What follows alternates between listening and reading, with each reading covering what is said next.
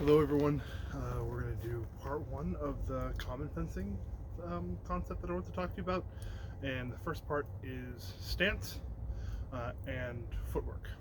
So the primary thing in the stance is that you want to be stable, you want to have a wide foot stance. I'll show you that in a minute, but also you want to be very tall, very upright. You want your shoulders to be rolled back and down, so you don't want to be pulling up. And whenever you're using your arms in your stance or in any position when you're with the swords, you want your shoulders to be rolled down so that your arms aren't extended out of the comfort zone of that socket. So just think about that, be rolled back, be big. I'm going to take a step back and show you the stance so you can see my feet. But essentially, your feet will be 90 degrees apart, with your front foot, which will be your non-dominant foot, facing forward, and the other foot at 90 degrees to 45 degrees, somewhere in that space, wherever you have the comfort. And that comfort can be based on where your knees are comfortable. I have a bad knee, so that's just kind of life, and sometimes that rotation is uncomfortable. So 45 to 90, and we'll go from there for a nice stable stance. Another thing that we kind of teach is if you could slide a sword between the feet in one direction and between the feet in the other direction, and you'd be in diagonally associated quadrants. But that's a lot of talk. Let me just go show you what that is.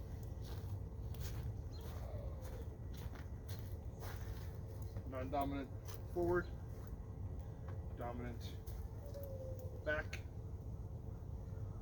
soft knees, but not too soft, that's fine, just here, just soft knees, space this way, and space this way, upright, shoulders back. On the other side,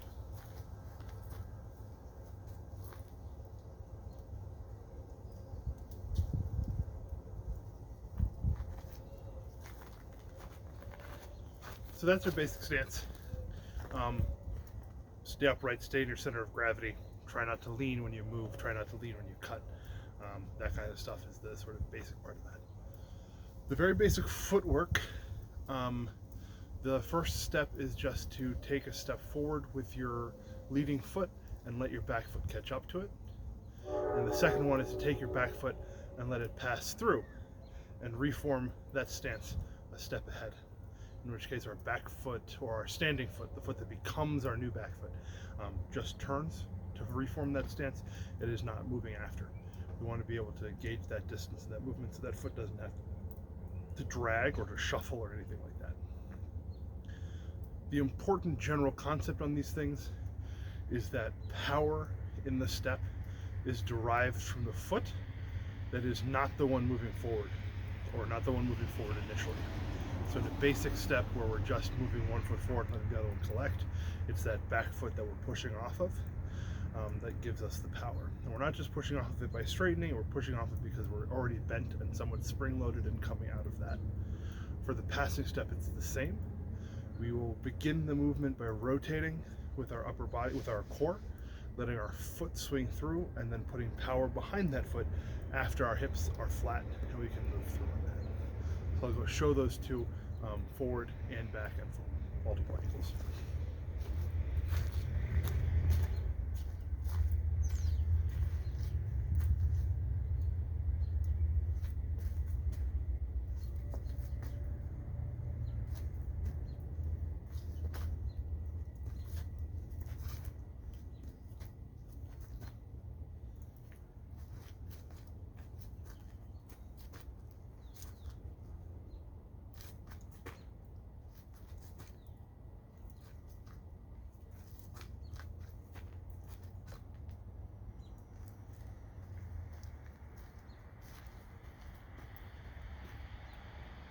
Core first, rotate, bring,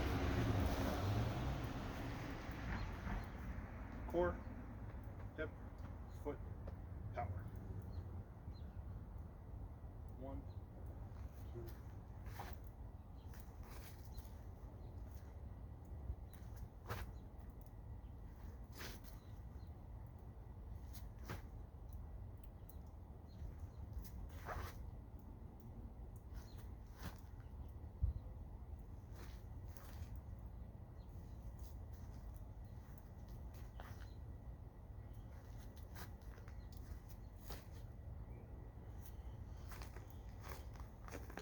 So in its real basic form, those are 2 steps.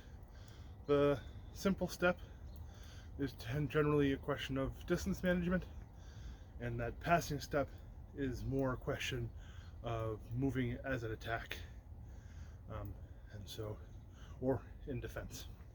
And so those are our 2 very basic steps. The things to keep in mind again are not to let your feet close on themselves and sort of become in line like you would see in a saber stance. In longsword, we were a little bit more wide set. Part of that is that we're allowed to wrestle, so you want to be able to be defensive not only in your sword positioning, but in the way your body absorbs anything that comes in more physical body-to-body attack, and also because it allows a lot more, I find, agility in both directions, and I think it allows us to be less linear, which is something that is quite important, but it also lets us be linear, non-linear in a bigger space. I think a lot of saber work, for example, you can be non-linear, but it's a little bit a smaller space that you're working with and a smaller center line. So that's the basic footwork and the basic stance, nothing too complicated. And in future videos, we'll get deeper into the biomechanics of that power generation and the kinetic chains that you're using and how to string those things together in a more explosive manner or in just a more powerful manner. That's class 1.